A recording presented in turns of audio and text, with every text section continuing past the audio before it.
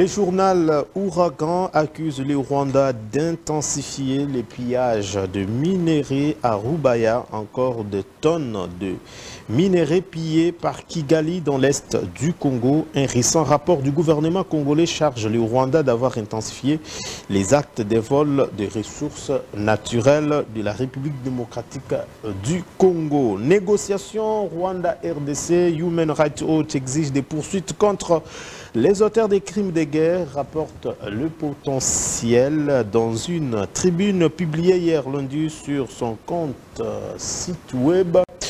Human Rights Watch souhaite que les négociations de paix entre la RDC et le Rwanda puissent inclure obligatoirement l'aspect justice afin de rendre des comptes pour les violations graves commises par le rebelle et certains éléments de FARDC. Autre chose, avec Congo Nouveau qui accuse Vital Kamerhe de maintenir un système opaque des paiements de membres des cabinets. Ils sont entre 150 et 200 à travailler dans les 7 différents cabinets de membres du bureau de l'Assemblée nationale. Ces personnels commencent à perdre patience et accusent le membre du bureau en première ligne, Vital Kamerhe, d'entretenir volontiers un système opaque de paiement des salaires. Maboko Bank, ces phénomènes désignent un système de paiement hors circuit bancaire dont le montant dépend généralement de l'humeur du payeur.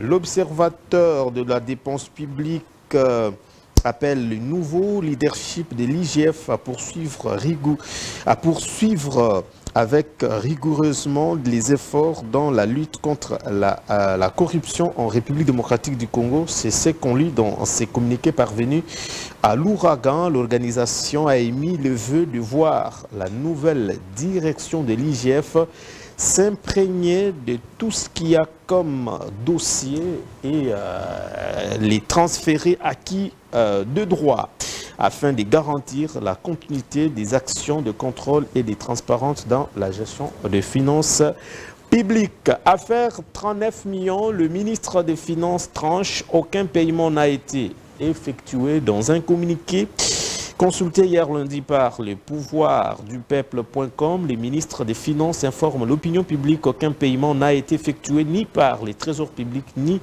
à partir d'un compte relevant de gestion en rapport avec les projets de construction d'une prison à Kisangani tel que répondu sur les réseaux sociaux. Mesdames et messieurs, merci surtout. Bienvenue dans votre magazine de débats et analyses Grande Tribune. Nous avons l'honneur de recevoir sur ces plateaux Monsieur Jeannot Manyanga, cadre du FCC. Il est avec nous. Monsieur Jeannot, bienvenue. Bienvenue, Madame et Monsieur Daniel.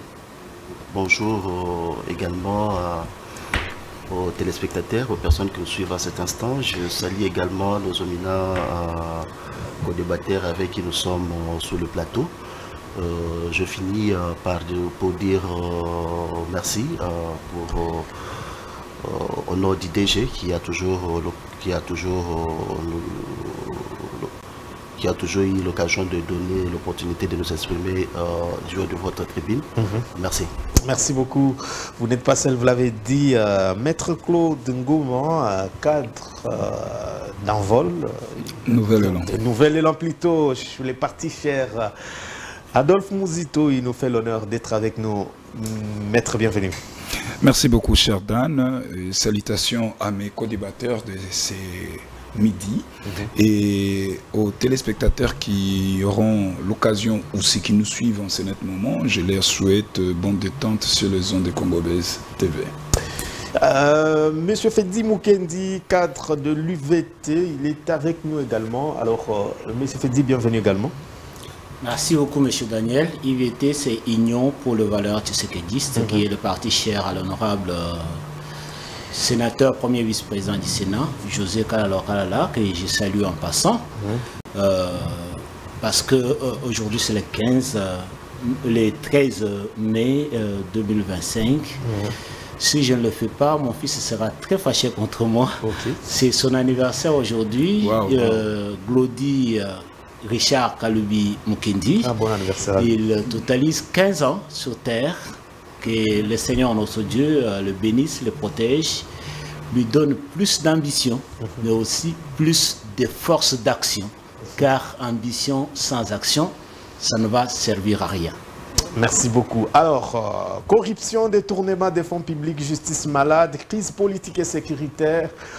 Félix Tshisekedi, face à l'ampleur du défi, ce soir, nous nous plongeons au cœur des questions les plus brûlantes de la République démocratique du Congo, entre espoir déçu et défi incessant. Comment le gouvernement de Félix Tshisekedi fait-il face à une situation politique et économique de plus en plus complexe? Mesdames et messieurs, quelle analyse faire de cette thématique? Alors, je voudrais bien donner premièrement la parole à M. Jeannot. Est-ce qu'il y a une information que vous voulez partager avec nous avant d'aborder la thématique? Oh, merci pour l'opportunité. Premièrement, je voulais juste réagir conformément au sujet que vous avez énuméré dans votre prélude, lorsque vous annoncez les paiements des agents de l'Assemblée nationale qui se plaignent aujourd'hui parce qu'ils sont payés par deux voies non officielles, c'est-à-dire le système de paiement qui a été bancarisé et maintenant court-circuité par, je pense, par le président de l'Assemblée nationale.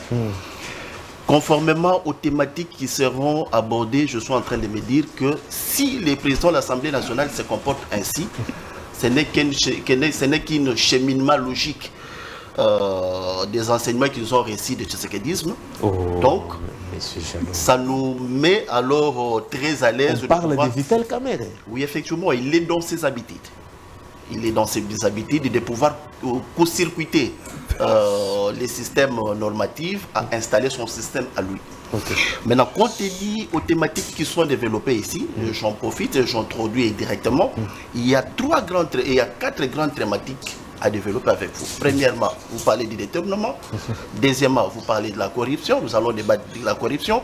Quatrièmement, nous allons parler de la crise politique et sécuritaire. Et crise politique et sécuritaire. Et enfin, nous allons parler de la manipulation ou de la maladie de la justice aujourd'hui. Au-delà des thématiques qui sont abordées, je m'en vais pour développer point par point. Lorsque nous parlons aujourd'hui des détournements, vous avez vu, l'ex-ministre honoraire des Finances l'a démontré sur les chaînes de télévision qu'effectivement à Kinshasa, au Congo, le gouvernement congolais se berne dans les détournements. Il a cité même quelques personnalités aussi. Voyez-vous, plus des circuits, des structures créées parallèlement par le gouvernement, par la présidence, dans le cadre de pouvoir organiser ces détournements. Et ce dernier a cité plus de 52 entreprises créées, payées, qui n'ont pas été budgétisées, qui profitent au détournement. Je m'en vais pour le deuxième point que nous parlons sur la corruption. Le ministre de Finances, le ministre honoraire des Finances, il nous a parlé également sur la corruption qui est organisée par les officiels congolais. Il a cité entre autres les responsables de l'IGF. Voyez-vous, plus de 30 millions qui a été donné aux officiels congolais dans la négociation du renouvellement du contrat chinois. C'est de la corruption. Ça, ce n'est qu'un exemple. Les cas sont les gens de la corruption. Aujourd'hui, nous avons la crise politique que vous connaissez. Cette crise qui est créée à l'issue des élections chaotiques de 2023. Le pays n'est pas stable, les institutions ne sont pas stables, en dépit des animateurs qui ne sont pas crédibles, faute des élections qu'on nous a produites en 2023. Et pour chuter, nous avons la justice qui est malade. La justice qui devrait jouer les courroies de transmission, l'équilibre entre les phénomènes que nous vivons aujourd'hui, voyez-vous, pour chuter, la justice qui est extrêmement malade. La justice qui ne fait que traquer les personnes ciblées et beaucoup plus de l'opposition. Donc, en dépit de tout ça, qu'est-ce que nous disons? Comme c'est le président qui gère l'exécutif, qui gère les institutions. Toutes les mathématiques qui sont développées ici, c'est Tshisekedi qui est à la base de tout ça. Oh. Il a développé, donc, à lui seul, il a organisé les détournements, les corruptions, les crises politiques et la manipulation de la justice. Merci. Donc celui, le cerveau moteur, celui l'équilibre, celui qui devrait mettre ensemble que les pays soient un pays ou un État. Voilà, il n'est pas à la mesure de pouvoir nous présenter un État. Merci. Merci pour le condensé de notre thématique bien décortiquée. Merci beaucoup, Monsieur Jeannot Manyanga. Alors, maître, un avant-coup avant d'aborder notre thématique. Une information que vous voulez partager avec nous avant d'entrer en détail de notre thématique. Oui, une information particulière, c'est par rapport à la voirie. Vous savez, aujourd'hui, la ville de Kinshasa, c'est une ville abandonnée à sa propre essor. Vous voyez. Et donc, aujourd'hui, la ville de Kinshasa, c'est une ville ingouvernée. C'est une ville aujourd'hui qui ne mérite plus, qui ne garantit plus confiance en termes de la sécurité, de la mobilité. Et voilà, nous vivons nuit et jour sous de poubelles et de poubelles. Aujourd'hui, la ville de Kinshasa génère plus de 20 tonnes de déchets, plus de 20 tonnes de déchets, de saletés que l'exécutif de la ville de Kinshasa n'arrive pas à nettoyer pour rendre finalement cette ville qui, d'antan, elle était Kinshasa belle, la belle. Mais aujourd'hui, Kinshasa, c'est la saleté. Et vous voyez. Alors, je parlais de voirie. Monsieur Bumba a promis aux Kinois de nous livrer 62 km de route d'ici février. Or, aujourd'hui, on est au mois de mai. On est au mois de mai. Je demande à messieurs les gouverneurs, où en sommes-nous avec les chantiers lancés? Et tous ces chantiers lancés déjà, mon cher, ça s'est fait, les travaux s'est fait en ralenti. En ralenti. Et ici, je vais encore informer la SNEL que les travaux lancés ou exécutés par les Indo-Pakistanais en termes de voirie, de route, il y a des câbles de moyenne tension qui sont bétonnés. Okay. Ils ne tiennent même pas compte de tous ces petits Chinois et les Indiens qui gagnent les marchés ici au détriment de l'OVD, au détriment de l'office de route. Mais ils bétonnent les câbles à moyenne tension. Je vais vous donner l'exemple. Allez vers Triangle, Campus. On venait de réparer cette route. Il y a 2 câbles de moyenne tension qui aujourd'hui est bétonné. Je me demande maintenant en cas de panne, comment la SNEL va procéder? Vous êtes Angili, arrêt Béthanie. Il y a une route qui est construite là. Il y a, oui, je vous dis, il y a encore un autre câble de moyenne tension bétonné. Vous voyez un peu la qualité. Donc là, je voudrais parler de la qualité de l'ouvrage construite. Et donc je demande, je ne sais même pas. Parce que moi-même aussi, je me posais des questions. Le rôle de l'AGCT, Agence Congolaise des Grands Travaux, cette structure n'a pas été créée pour exécuter des travaux. Mais curieusement, sous Alexis Guizarro, aujourd'hui, la CGT commence à exécuter des travaux. Alors que leur expertise, leur mission était de vérifier la qualité des ouvrages. Mais aujourd'hui, ça m'étonne, cette entreprise, aujourd'hui, commence à exécuter des travaux. Également avec Foner. C'est le Fonds national d'entretien des routes. Mais comment comprendre aujourd'hui le Foner n'a plus l'argent dans son compte et lui-même commence à exécuter, gagner des marchés et exécuter des travaux?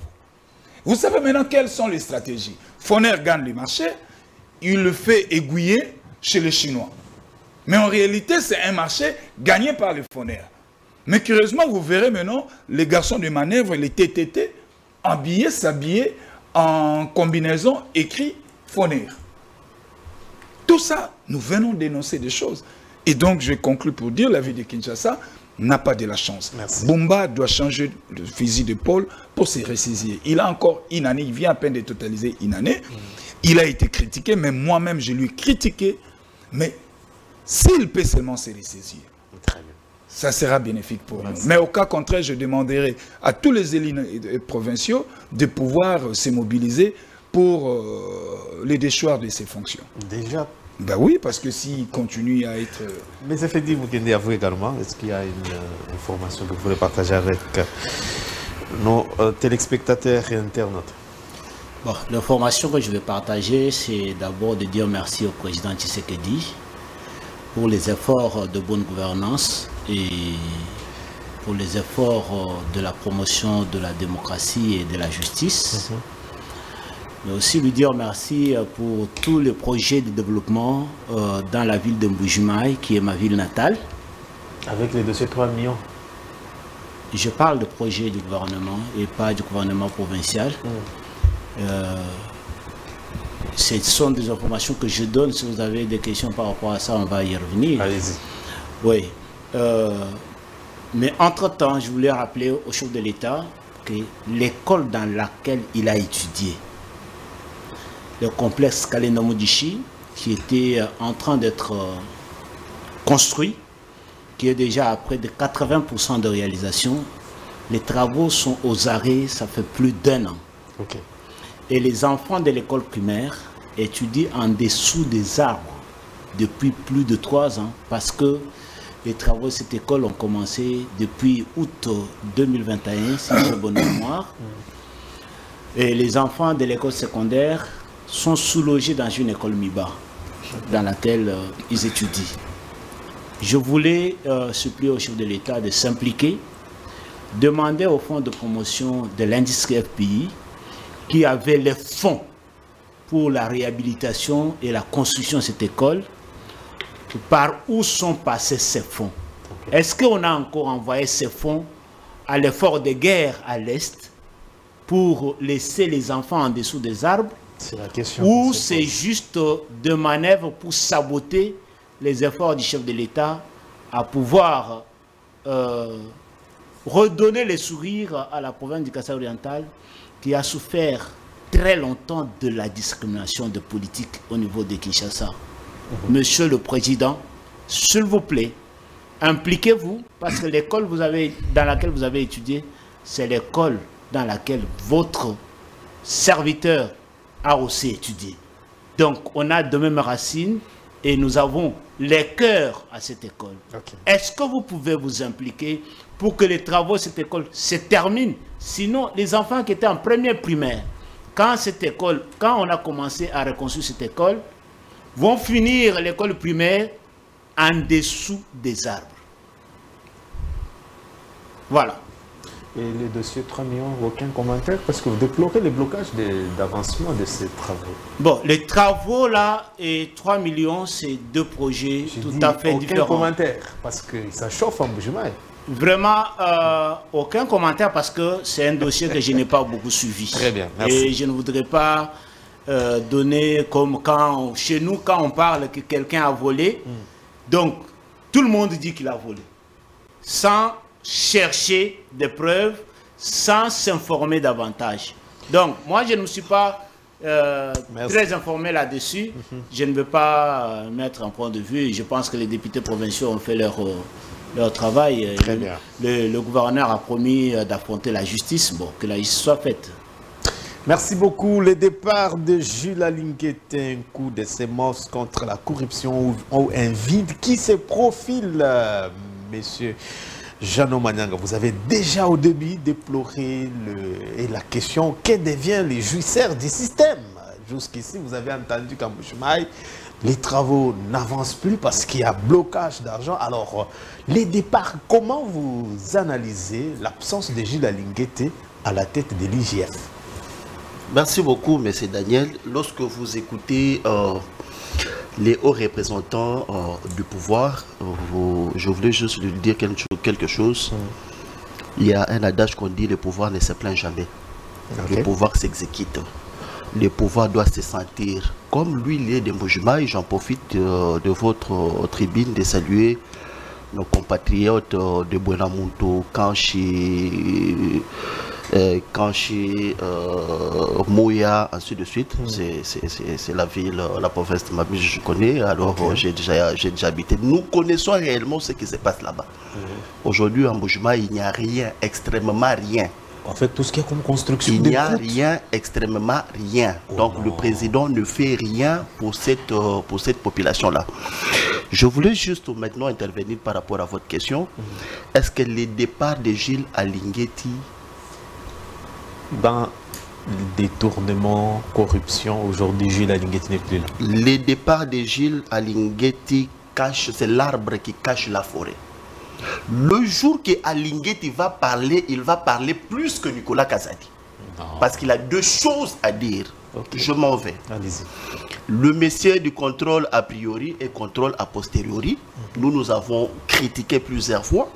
Lorsqu'il y a des contrôles a priori dans les comptes, dans les cadres des dépenses publiques, je pense c'est difficile de constater des détournements après les contrôles a posteriori. Je pense que je suis clair.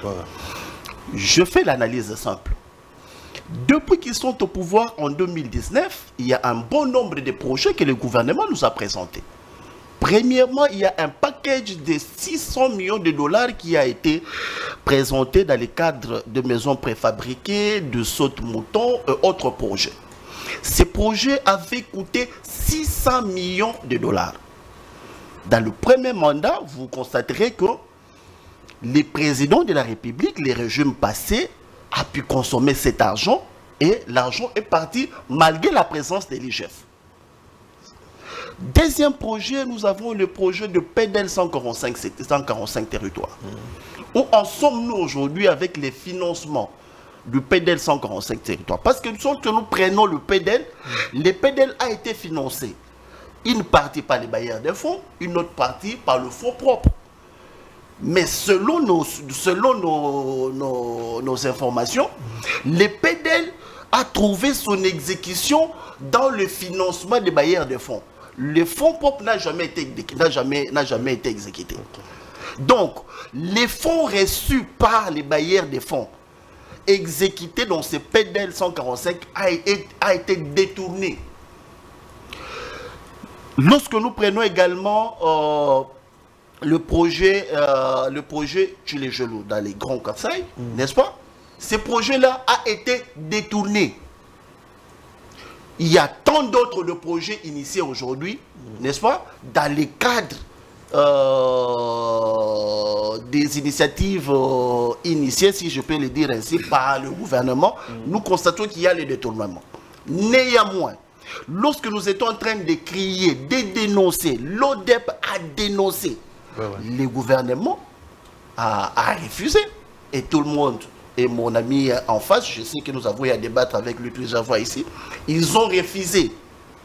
Les ministres des Finances aujourd'hui qui accusent son ancien patron, et lui-même, je l'ai dénoncé plusieurs fois ici, les ministres et le gouvernement, ils ont violé la loi sur les finances publiques, l'OFIP, sur les dépenses publiques de l'État.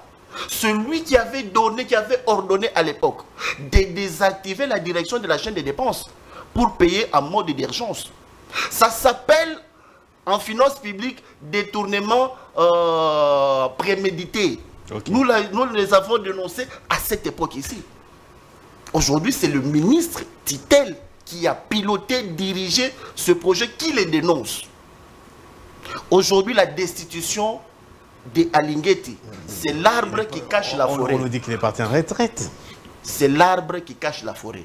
Parce que Alinguetti, s'il ose ouvrir la bouche, et le président sera arrêté. Ça, je vous dis vrai. Après le départ de Alinguetti, dans la corruption, j'entre dans la deuxième phase de notre thématique, qui est la corruption.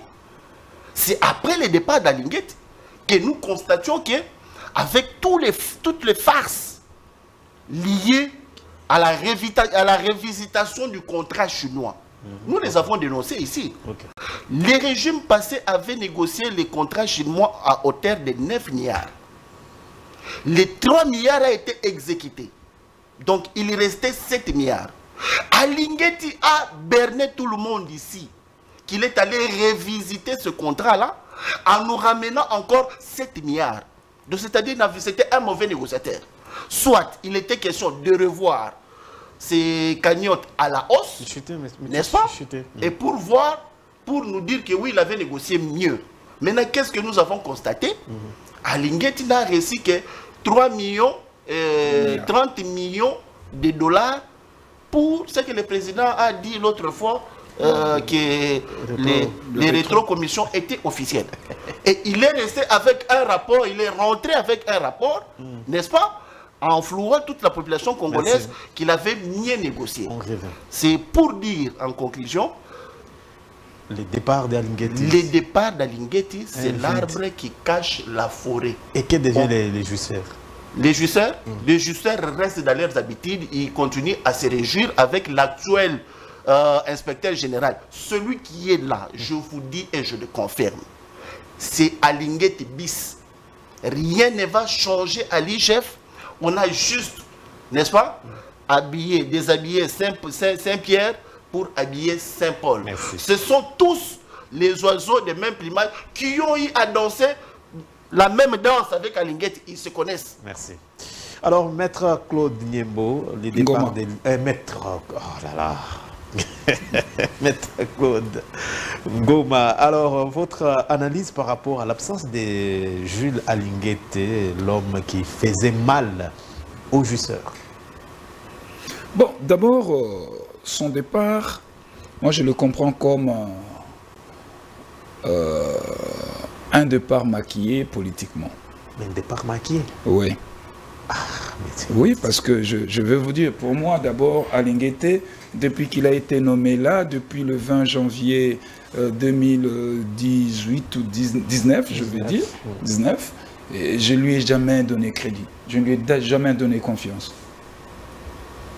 Parce que ce monsieur à la tête de cette institution de contrôle, il a excellé par une mauvaise gouvernance. Quand vous voyez un contrôleur, vous savez, moi j'ai une formation en contrôle. Quand un contrôleur est commis dans ses fonctions et qui fait son travail dans le bruit, sachez qu'il n'y a pas de sérieux.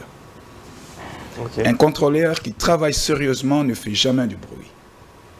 Et quand un contrôleur qui est commis dans ses fonctions, au moment où il y a les enjeux qui augmentent, le contrôleur lui-même se retrouve dans la mafia. Et ici, je vais vous donner des éléments pour dire que M. Alinguetti, à la tête de cette institution, il a parrainé tous les détournés de la République. Parrainé? Mais c'est lui l'autorité morale de tous les frappeurs de la République. Qu'est-ce que vous voulez que nous disions? Nous devons dire des choses vraies. C'est lui qui dénonçait. Et je vais vous dire, mon cher ami, Alinguetti, d'abord, je prends M. Jules Alinguetti, dossier Veridos avec Tony Mwaba. N'est-ce pas, ils se sont retrouvés à Limité, au siège de l'UDPS, qui est un fait privé, où Kabuya a Bomeli Bamomoto. Dans ce même dossier, il y a eu télescopage entre M. Alinguetti et Tony Mwaba. Et Tony Mwaba nous a balancé des décharges sur la toile, où nous avons tous vu des sommes d'argent que Alinguetti avait touchées. Et à ce monsieur, vous voulez que nous lui donnons confiance? Je prends encore les dossiers détournement et pesté, où on avait condamné M. Djamba et consorts. Aujourd'hui, ils ont purgé leur peine. Mais c'était un dossier sur fond de faux bruit. Alinguetti, quand il était inspecteur de finances, il faisait les contrôles en système d'essuie-glace. Si vous êtes même moral avec lui, il vous aménage. S'il ne se retrouve pas, il vous expose. Il avait mis en place une stratégie telle que il a mobilisé des fonds, sous-traité sur 100% des journalistes congolais, 90% des journalistes étaient dans sa poche. Dossier détournement de EPST. Il n'y a eu jamais de détournement. Il n'y a eu jamais de détournement. Mais moi, je vous dis, parce que le président venait de décréter l'effectivité de la gratuité sur toute l'étendue de la République à 5 jours de la rentrée scolaire. Et le président avait instruit. Il y a eu l'argent qui était sorti. Et en 5 jours, à ce moment-là, les enseignants menaçaient de ne pas rentrer en classe. Alors, qu'est-ce qu'il fallait faire? Il fallait respecter la procédure et cet argent avait été, comment donc, utilisé en bon escient. Raison pour laquelle le ministre d'Attente honoraire, comment encore son nom, Bakonga Willy, avait réussi. À 5 jours, il y rentrait.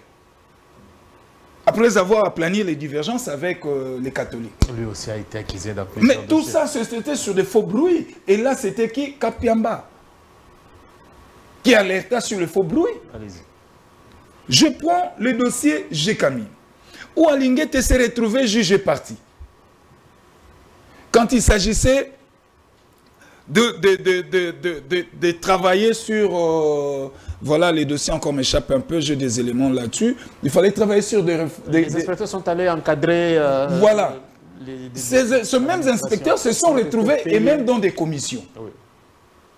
Et ils s'avaient fait toller ici, mais personne ne l'avait incriminé. Okay. Je prends le dossier Ngobila. Au lendemain de la sortie officielle de son parti ACP, 24 heures après, il y a eu détournement de 500 millions de dollars que eux vont justifier qu'il y a eu braquage. Où? Et dans ces dossiers, on avait sauvé l'exécutif, on a sacrifié les ministres provinciaux de finances. Je prends le dossier Sikomine, où Alinguete a touché des sommes d'argent maquillées sous fond de jetons de présence. Et dans tout ça, je vous dis, le président a sauvé cette institution.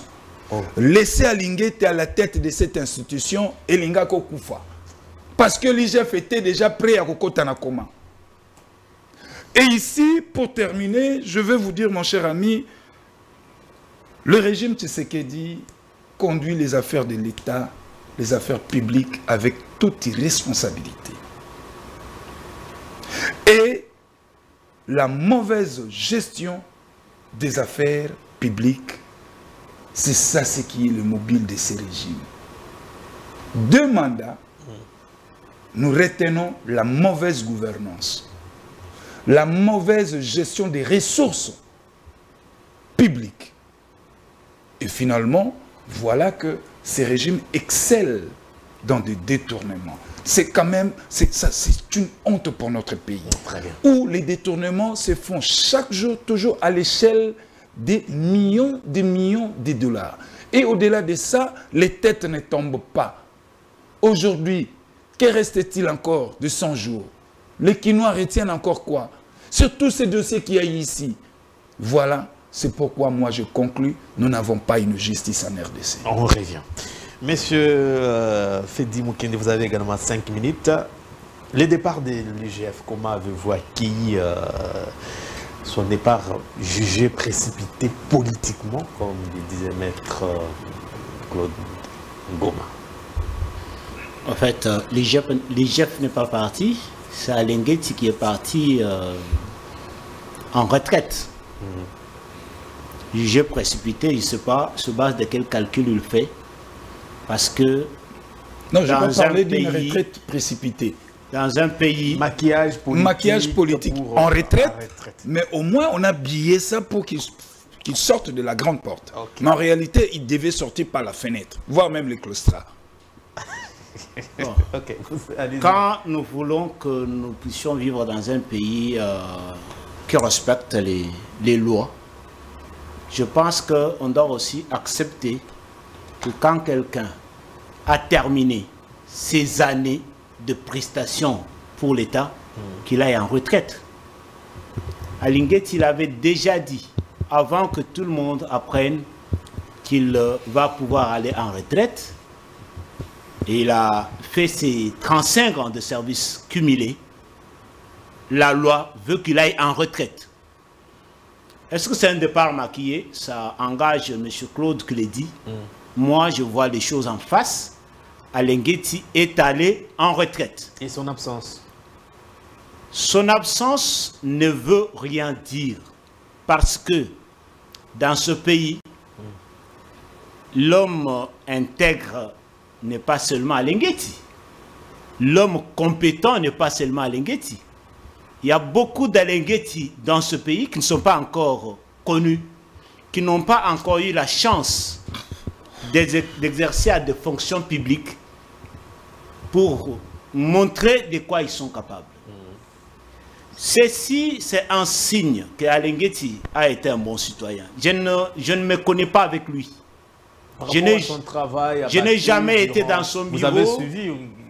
C'est ça ce que je dis. Je sais que beaucoup de communicateurs sont habitués à aller prendre des pots de vin auprès des responsables politiques, auprès des responsables des institutions, afin de venir les défendre. Alengueti ne me connaît pas. Et moi, je le connais à la télé. Par rapport à l'engouement que le départ d'Alengueti a suscité, ça montre que c'était une personne aimée des Congolais. Oh. Oui. Avec tout ce qu'il y a comme projet... Tout ce qu'on dit là, ça sort de bouche des opposants. Dans l'analyse critique de ce que l'on dit, il faut savoir quelle est la source. Qui parle? Un homme de FCC. Est-ce qu'il peut avoir quelque chose de bon à l'endroit du régime? Non. Okay. Non. Parce que l'inspection générale des finances a été créée en 1987. Jusqu'à l'événement de Tshisekedi au pouvoir, personne ne connaissait l'inspection générale des finances. Sauf quelques têtes. Est-ce que l'inspection a résolu un problème ou on est... Il a résolu beaucoup de problèmes. Il a résolu beaucoup de problèmes. Il faut être extrêmement de mauvaise foi de ne pas le reconnaître. Aujourd'hui, dans ce pays, il faut aller auprès des DG des entreprises. La gestion s'est améliorée. Tant peu soit-il. Ok, très bien. Vous comprenez? Parce qu'on sait au moins que quand nous travaillons, il y a quelqu'un qui peut venir nous demander les comptes. C'est l'inspection générale des finances. Nous avons vu le régime Kabila pendant 18 ans. Et ils ne connaissaient même pas que la corruption c'était un vice. Ils ne connaissaient même pas que les détournements c'était un mal. Je rappelle à notre ami de FCC, que Lozolo Bandier, alors conseiller spécial du chef de l'État en matière de lutte contre la corruption, a fait un rapport dans lequel il révèle que chaque année, il y a plus de 15 milliards de dollars qui disparaissent dans les poches de responsables politiques.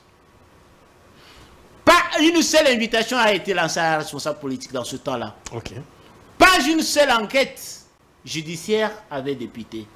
Mais est-ce que quelqu'un comme ça peut critiquer l'inspection générale de finances du temps de Jules Alengueti, où nous avons vu les gens défiler devant la justice, où nous avons vu des grands responsables être condamnés, même si plus tard, après recours, ils ont été acquittés. Mais du moins, ça a été un signal très fort que quand vous commettez le détournement, l'État sera sur votre dos. Mais comme le travail humain ne manque pas d'imperfection, il y a toujours des petits trous d'imperfection. Mais cela ne veut pas dire qu'à Alengueti, le régime de Tshisekedi par rapport à la gouvernance est comparable au régime de Kabila. Jamais. Le régime de Tshisekedi n'est pas comparable au régime de Mobutu. Jamais. Parce que je rappelle que le vieux Adolphe Muzito... Vous avez suivi Nicolas Kazadi. Je dis, je vais arriver à Nicolas Kazadi. Très bien. Je dis, le vieux Adolphe Muzito était inspecteur de finances, non? Est-ce qu'il peut mettre sous la toile un rapport d'enquête, d'audit qu'il a effectué pendant qu'il était à l'inspection générale des finances? Et qu'est-ce qu'on a fait de ce rapport? Rien. On ne connaît pas ce qu'il a eu à faire. Notre ami dit qu'il a la formation en gestion, en contrôle. Quand quelqu'un, un contrôleur ne fait pas le bruit, non. Il faut différencier l'inspecteur général de finances, chef de service, et l'inspection générale de finances qui est une institution. Une institution a besoin de la communication. Il a besoin de la visibilité. Qu'est-ce qu'elle fait avec l'argent de l'État? Parce que pour que l'IGF fonctionne, il y a l'argent qu'on met à sa disposition. La communication, c'est parmi les moyens de redevabilité envers le peuple qui donne l'argent avec lequel l'inspection des finances fonctionnait. Et nous, aujourd'hui, nous connaissons au moins qu'il y a eu des enquêtes a priori, des enquêtes postéries. A posteriori.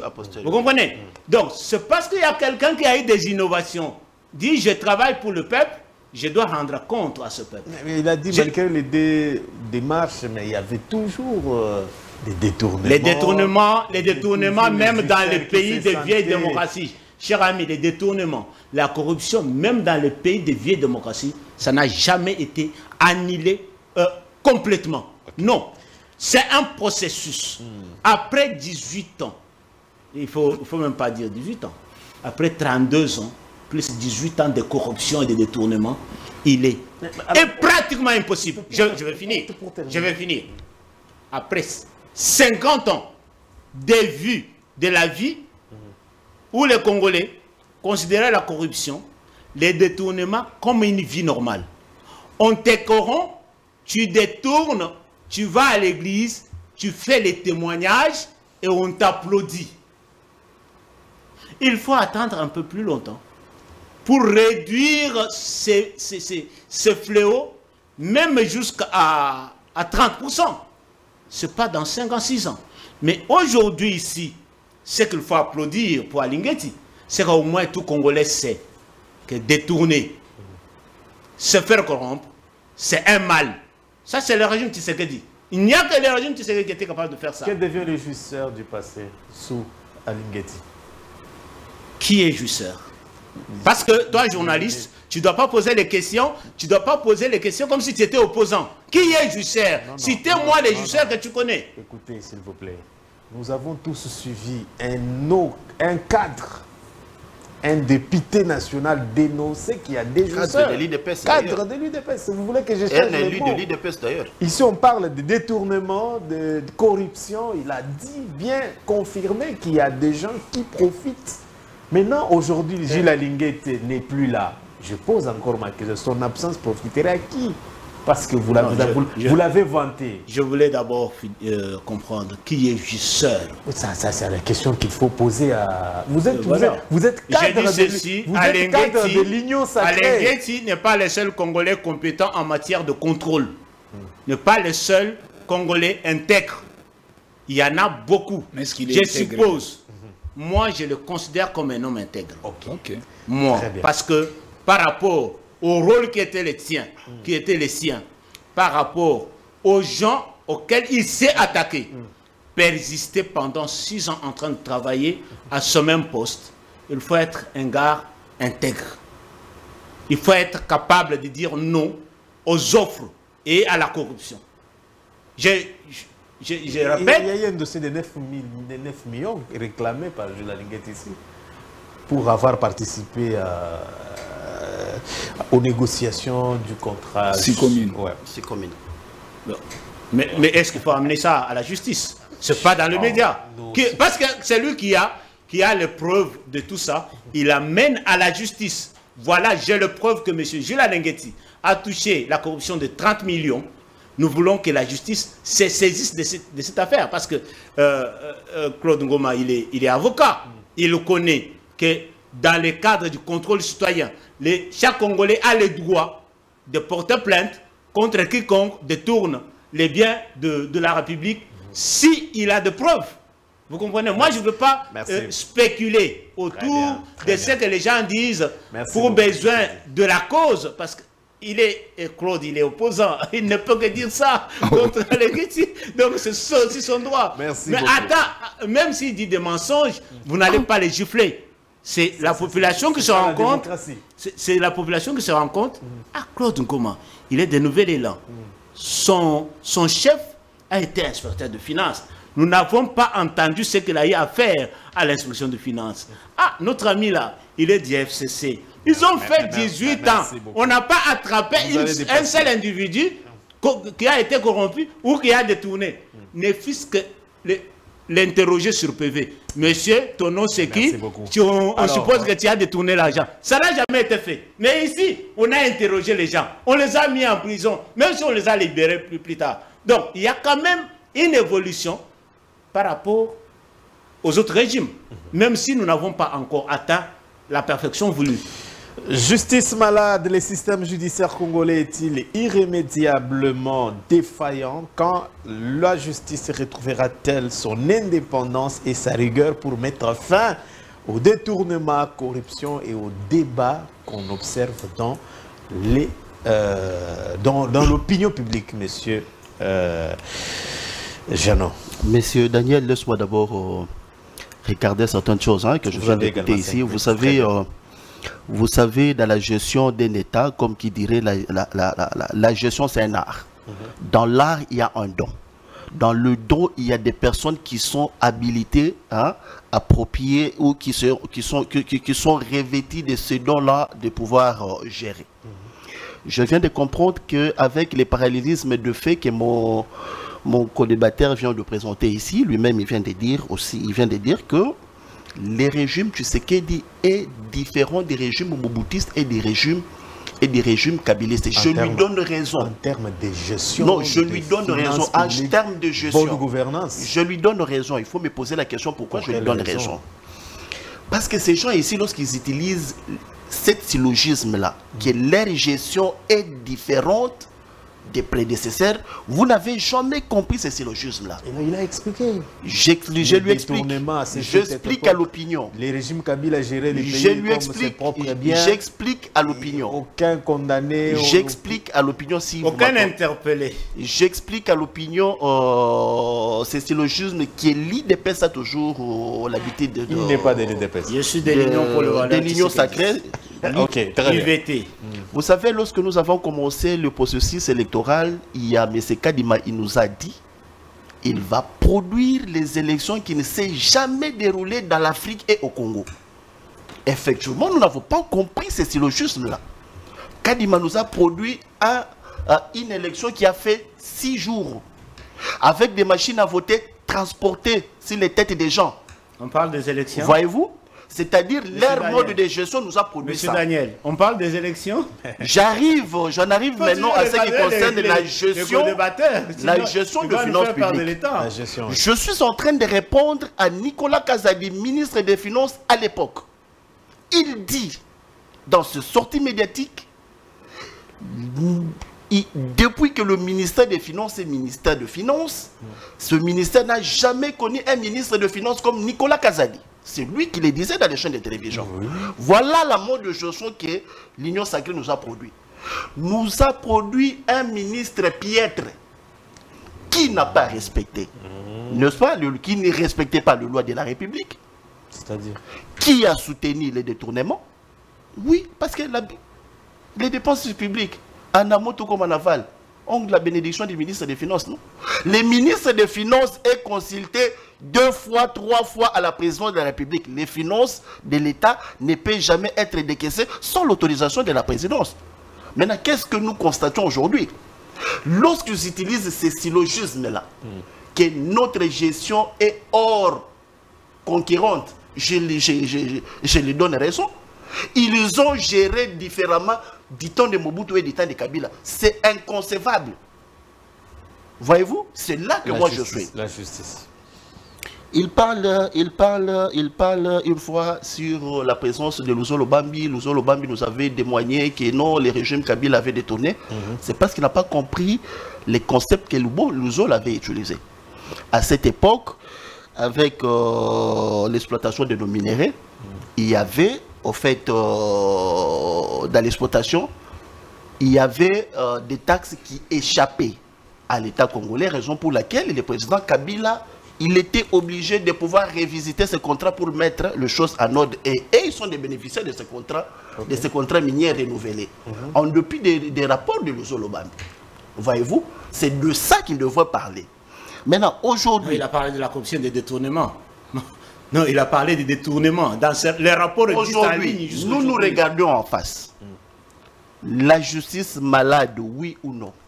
Le président, lorsqu'il est arrivé au pouvoir, la première des choses, il avait dit que tous les magistrats étaient les magistrats de Kabila. Il devait nommer ces magistrats à lui. Ces magistrats ont piloté, des termes juridiques. Ils ont auditionné les dossiers de détournement de fonds si le procès 100 jours. La personne qui a détourné ces sommes d'argent, il est dehors et l'argent n'a jamais été remboursé. Voyez-vous? C'est des détournements organisés par la même justice de M. Tshisekedi. Aujourd'hui, M. Kabound a fait de mêmes révélations. Que jour et nuit, il y avait des vols. N'est-ce pas? Il y avait des jets qui partaient à l'étranger avec des sacs et des milliers de dollars. Kabound a été auditionné par la justice de Tshisekedi. Aujourd'hui, c'est un proche encore du président Tshisekedi qui dénonce que jour et nuit, nous négocions. L'argent des projets est d'abord partagé avant que le projet soit exécuté. Je pense que le président Tshisekedi pouvait faire la même chose qu'il a à faire avec Kabound. Le président ou la justice? C'est la justice de Tshisekedi. J'ai fait, et donc c'est sa justice à lui. Bon. Parce qu'il avait traité la justice passée, la justice de Kabila. Okay. Donc l'actuelle justice, c'est la justice de Tshisekedi. Je suis certain que le président Tshisekedi devrait faire la même chose. Il interpelle la justice, auditionner Nicolas Kazadi, qu'il cite les clubs d'amis dont Kazadi a fait allusion. Vous viendrez encore ici réclamer sa libération. Qui sont ces clubs d'amis? Vous viendrez encore ici critiquer la justice. Les projets initiés. Vous savez que nous avons une dette de plus de 10 milliards de la Banque mondiale et Fonds monétaire international. Je suis certain avec le propos de Kazadi. On parle de 11 milliards. 11 milliards. Il est plus outillé que moi. Voyez-vous? Donc les 11 milliards de dettes contractées par le Fonds monétaire international et la Banque mondiale, selon le propos de Nicolas Kazadi, cette somme-là a été partagée par ces clubs d'amis. C'est ce genre de dossiers que la justice devrait interpeller M. Nicolas. Voilà les dossiers là. Vous l'auditionnez et il cite les copains utilisés dans ces dossiers-là, au moins pour tirer au clair ce qui s'est passé, pour que prochainement, n'est-ce pas, ces genres de comportements ne soient plus appliqués dans notre... Maintenant, qu'est-ce que nous constatons avec notre justice? Comme c'est la justice en féodé au service d'un individu, les personnes citées, comme ce sont des copains, ce sont des frères, ils savent là, ils se réunissent, c'est difficile d'interpeller leurs copains. Les pères des familles. Les pères de famille. Et c'est lui-même le président qui le dit, ce sont des pères de famille. Merci. Donc, on ne gère jamais l'argent de l'État avec des émotions en croyant que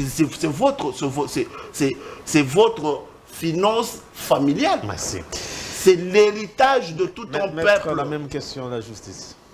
On revient, monsieur Jeannot. Maître Claude, la justice, à quand? Comment la justice peut retrouver aujourd'hui son indépendance et surtout sa rigueur? Bon, mon cher ami, c'est un grand travail de longue haleine. Parce qu'il y a deux démarches. La première démarche, c'est l'homme. C'est-à-dire les acteurs qui œuvrent dans ces secteurs de la justice. Et deuxièmement, c'est les réformes. Encore des réformes, maître? Mais oui, parce que... Il n'y a pas longtemps qu'on a vu... Non, pas ces fameux la table ronde de la justice. Non, pas ça. Moi, je parle des réformes faites en 2015, si j'ai une bonne mémoire. Pas ça. À la tête, Constant Moutamba, vous dites que la justice doit encore... Mon cher ami, je vous ai dit qu'il y a un problème d'acteurs. Les acteurs qui sont dans ces secteurs, pour la plupart, doivent être exorcisés. Ils doivent repentir. Et quand je vous parle des acteurs, je demande, j'implore, comment j'ai toujours plaidé pour l'indépendance morale et intellectuelle de nos magistrats. Qui est ce magistrat aujourd'hui,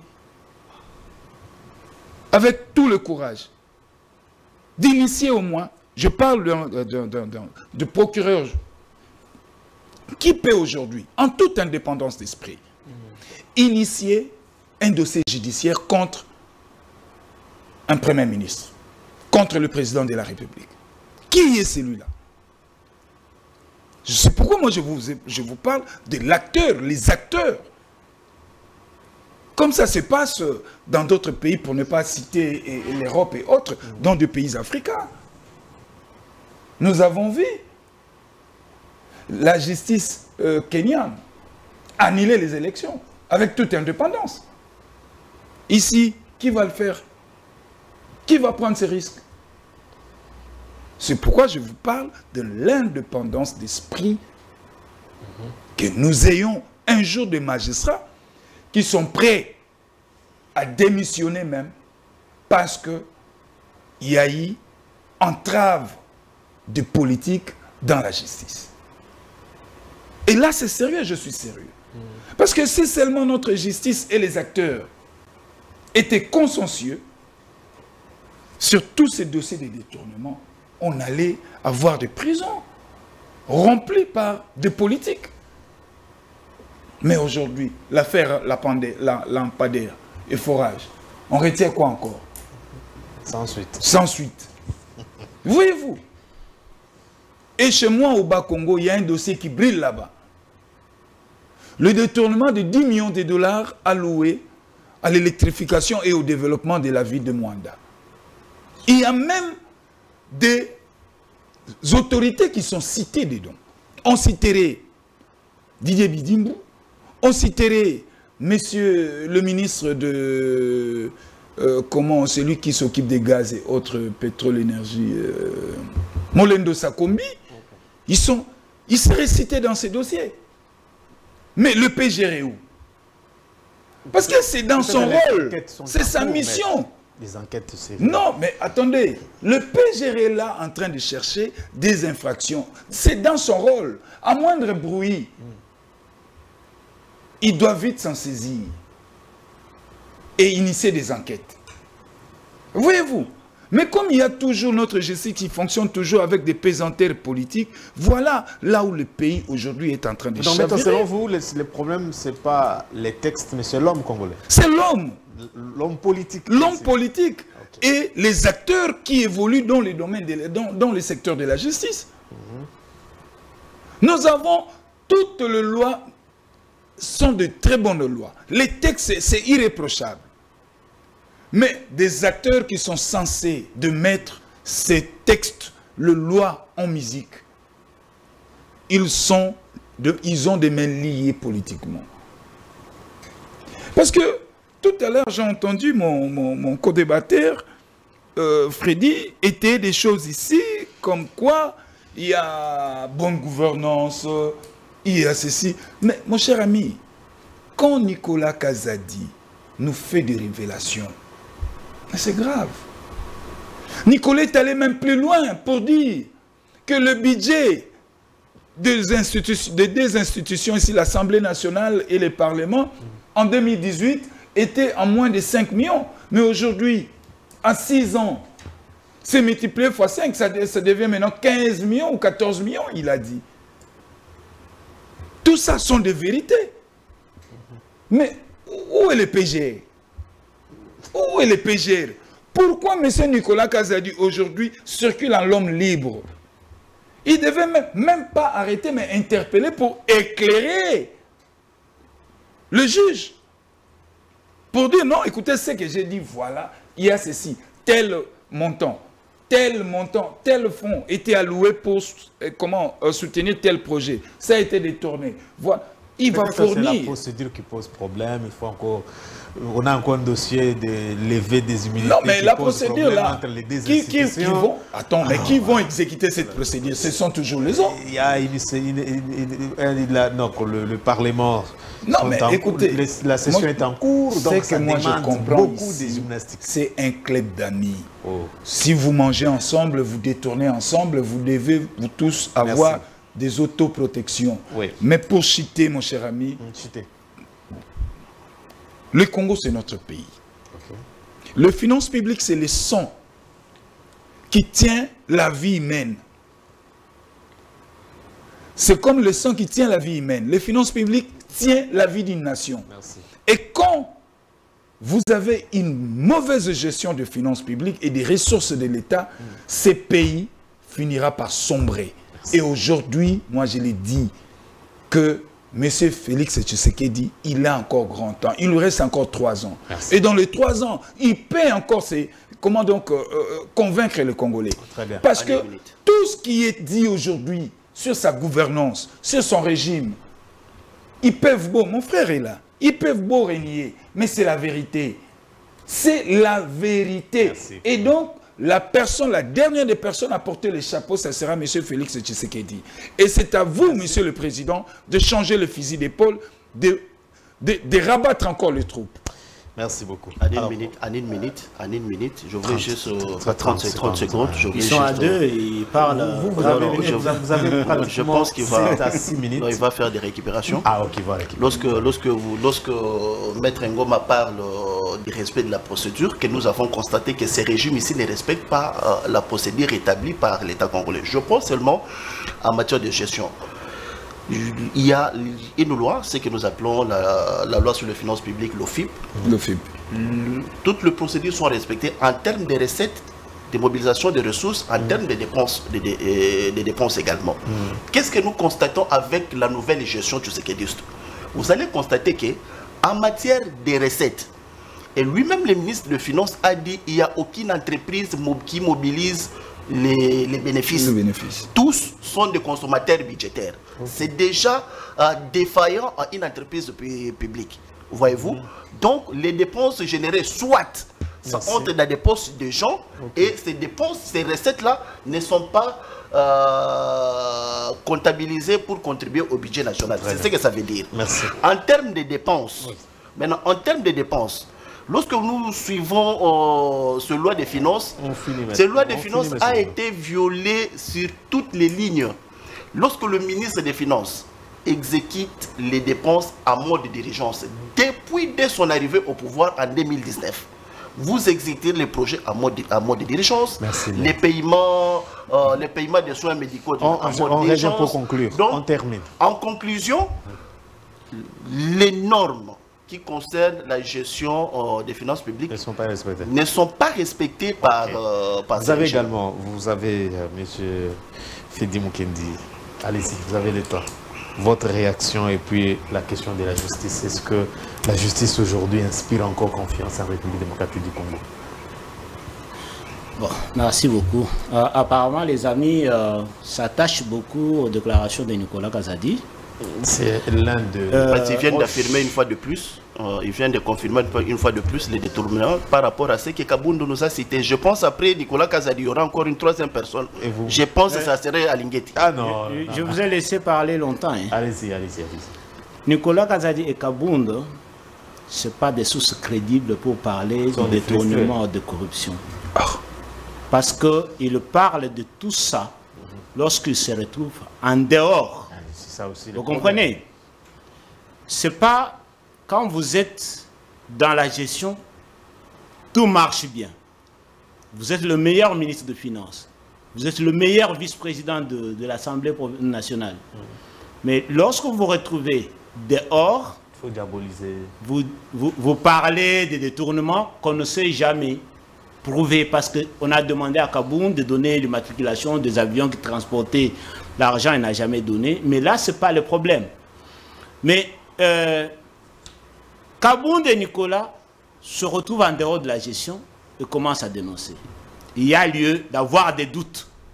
Même si, parfois, dans ce qu'ils disent, il peut y avoir de vérité. Mais Lozolo Bambi est en fonction conseiller spécial de Kabila en matière de lutte contre la corruption. Il fait le travail pour lequel l'État congolais lui payait. De traquer la corruption, de faire le monitoring, de chercher les informations. Il cherche les informations, il le réunit, il fait un rapport. Il dit que, Monsieur le Président, dans votre régime, notre régime kabiliste, chaque année, nous perdons plus de 15 milliards de dollars qui entrent dans les poches des individus. Et cela, c'est par des responsables politiques. Les rapports sont en ligne, on peut les lire par qui veut l'avoir. Entre la déclaration de quelqu'un qui est en fonction et déclaration de quelqu'un qui est frustré, quelle est la déclaration qui inspire confiance? Les téléspectateurs peuvent répondre. C'est la déclaration de celui qui est en fonction parce que c'est son travail. Merci. Ceux-ci disent des choses parce qu'ils sont acculés, ils sont frustrés. Nicolas a dit, s'il se retrouve dans l'état qu'il est aujourd'hui, s'il est sapé, c'est à cause de l'entourage du chef de l'État. Ça veut dire que M. Nicolas Kazadi essaye de régler les comptes à l'entourage du chef de l'État. Parce qu'il se retrouve dans les mauvais draps. Mais Lozo Lobambi dit que votre régime vole l'argent de l'État, détourne. Il n'y a même pas une invitation. Il n'y a même pas une petite enquête pour valider ces rapports. Est-ce que ces gens-là peuvent avoir des leçons de bonne gouvernance à venir donner au régime Tshisekedi? Non. Non. C'est juste parce qu'on est en démocratie, chacun est capable de dire ce qu'il veut. Okay. Pendant le régime Kabila, est-ce que vous avez entendu quelqu'un... Vous pouvez parler de votre régime. Mais vous êtes là. Allez-y. Vous êtes là. Vous parlez contre le régime Tshisekedi. J'ai beaucoup de choses. Nous vivons au présent. J'ai beaucoup de choses à parler des biens du régime Tshisekedi. J'en viens. Ouais. Parce que j'ai 7 minutes. Deux seulement. Allez-y. Laissez, on termine. Le premier bien, c'est que, du moins quand il y a un bruit des détournements, de corruption, il y a des gens qui sont interpellés. Le fisc est interpellé. Très bien. Il y a des gens qui sont jugés. Il y a même ceux qui sont condamnés en première instance. Contrairement au régime Kabila, pendant 18 ans, il n'y a personne qui a été interpellé pour détournement. Il n'y a personne qui a été interpellé pour la corruption. Alors qu'il y a eu même un rapport de ces services qui dit qu'on détourne et qu'on vole. Deuxième élément, la gratuité de l'enseignement a été dans la constitution dite de Kabila, parce que Kabila dit que c'est ma constitution. Mais il a fait 18 ans, il n'a pas respecté cette constitution. Mais Tshisekedi, en venant, sans moyens, il a respecté cette disposition qui l'oblige de donner, d'offrir l'enseignement primaire gratuit aux enfants congolais. J'ai été donné 2 choses seulement. Je pense que ça peut t'aider. La justice, est-ce qu'elle est indépendante? Mais de par la constitution de la République démocratique du Congo, la justice est indépendante. Dans la pratique maintenant, vous avez suivi ici que c'est une justice manipulée par la politique. Mais c'est ce qu'il dit. Mais c'est ce qu'il dit. Aujourd'hui, pour montrer, ne fût-ce qu'un exemple de l'indépendance de cette justice, vous connaissez le poids qu'a un président de l'Assemblée nationale dans notre pays. Mais je vois la justice de ce pays qui refuse l'injonction de l'Assemblée nationale. Il y a l'indépendance. Donc, il y a une indépendance, même si, comme notre ami dit, dans la troupe, il y a toujours de bonnes et de mauvaises personnes. On nous a légué une magistrature de 18 ans de Kabila et de 32 ans de Mobutu. Les magistrats de Kabila comme les... Non, j'ai dit de 18 ans de Kabila, 32 ans de Mobutu. Ce n'est pas à la minute que ces gens vont devenir tous corrects. Il y a des magistrats, c'est très très correct que nous connaissons. Même si tu lui amènes 1 milliard, il ne prend pas. Mais il y a aussi certains magistrats qui se laissent corrompre. C'est un travail de tous les jours. La corruption, ce n'est pas des choses qui se font en plein jour. Pour dire, je l'ai attrapé, il est corrompu, on les sanctionne. Ça prend tout le temps que ça prend. Mais les efforts sont faits. Les efforts sont faits dans ce régime pour que la justice soit réellement indépendante. Quand le chef de l'État dit que la justice est malade, ça veut dire quoi? Ça veut dire qu'il a les soucis. Il en souffre. Il veut que les choses s'améliorent. Pendant que 18 ans, on ne nous a pas dit où était la justice, où était la bonne gestion, où était l'inspection générale des finances. Hein? On nous a montré les réalisations des biens privés. Parc de ça, il y a telle entreprise, tel hôpital, des choses privées, aucune histoire publique. Merci beaucoup. Alors, on allait parler la déclaration des principes ainsi que les dialogues internes, malheureusement le temps nous fait un problème. Dans 30 secondes, Monsieur Janon, on retient quoi sur la déclaration des principes? Dans 30 secondes, on a déjà pratiquement terminé les timings. En 30 secondes, lorsque nous avons lu ces déclarations des principes, comme un Congolais, un vrai Congolais, nationaliste et patriote, c'est ce jour-là que je me suis dit, nous avons à la tête du pays un non-Congolais, mais qui porte le nom de Congolais. Oui, oui, nous avons à la tête de ce pays un non-Congolais, mais qui porte le nom de Congolais. Donc, ce principe lui-même, le président de la République, il avait dit dans l'avenir, qu'il avait eu la bonne foi de pouvoir exécuter les plans Sarkozy. Ce n'est pas moi qui l'ai dit, c'est le président. C'est quoi les plans Sarkozy? C'est débrader les minéraux qui se trouveraient à la frontière entre la RDC et le Rwanda. Lorsque je vois quelqu'un qui s'est dit un Congolais appliquer cette approche Sarkozy, je ne pense pas les prendre encore pour un Congolais. Ça, c'est un. Deuxième chose. Ces minéraux que les Congolais sont tués, vous voulez quoi? Deuxième chose. Monsieur Daniel, les Américains ont posé les préalables. Parmi les préalables, on a donné au gouvernement congolais les conditions de pouvoir élaguer les détourneurs des fonds. Ça, c'est pas parmi les détourneurs de principe, hein?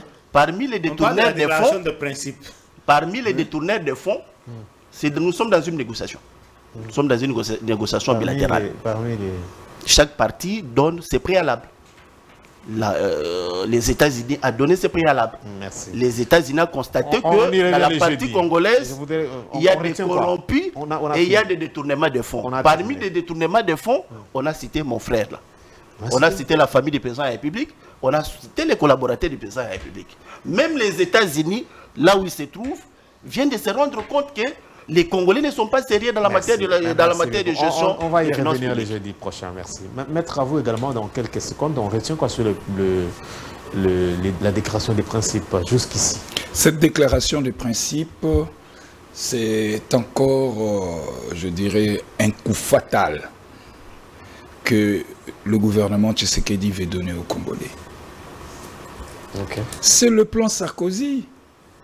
En 2013, Sarkozy, devant les deux chambres du Parlement, ici, au Palais du Peuple, a effectivement dévoilé leurs idées. C'est-à-dire les richesses du Congo doivent être exploitées par l'ensemble du pays frontalier. Chose que M. Kabila n'a jamais acceptée. Alors qu'on traitait Kabila de l'étranger, mais cet étranger n'a jamais accepté de mettre en musique ce plan diabolique pour les Congolais. Mais voilà que c'est le même plan qui est allé signer, qui a été signé par les deux parties, c'est-à-dire la RDC et le Rwanda, devant ces petits blancs. Merci. On va y revenir. Mais écoutez, mon cher ami, il faut organiser, je demande, je plaide, si la semaine prochaine, vous pouvez organiser un plateau spécial, rien que pour discuter de cette déclaration de principe. Vous êtes déjà invité. Parce qu'il y a beaucoup à dire là. En fait, vous savez aujourd'hui, hein, si nous croyons, nous Congolais, nous croyons que l'exploitation mutuelle de nos minéraux nous donnerait la paix. Ouais. Nous nous trompons. Nous nous trompons. Et cette fois-là, ça sera maintenant le grand... Nos frères de l'Est sont tués à cause de ces minéraux. Mais non, même s'ils sont tués, pourquoi nos frères... les minéraux alors que les Congolais... Pourquoi nos frères sont tués à cause de leurs minéraux? Pourquoi il y a la misère? C'est tout simplement parce que l'homme politique congolais est inconscient. Merci. On va y revenir. Monsieur Fidi, on termine avec vous. Dans quelques mots, on retient quoi sur la déclaration des principes de Washington? Bon, la déclaration de principe... Beaucoup disent que vous voulez sauver votre pouvoir. Voilà pourquoi vous êtes allé, vous voulez aller vous accrocher à Washington. D'un coup, une déclaration des principes qui met tout le monde mal à l'aise.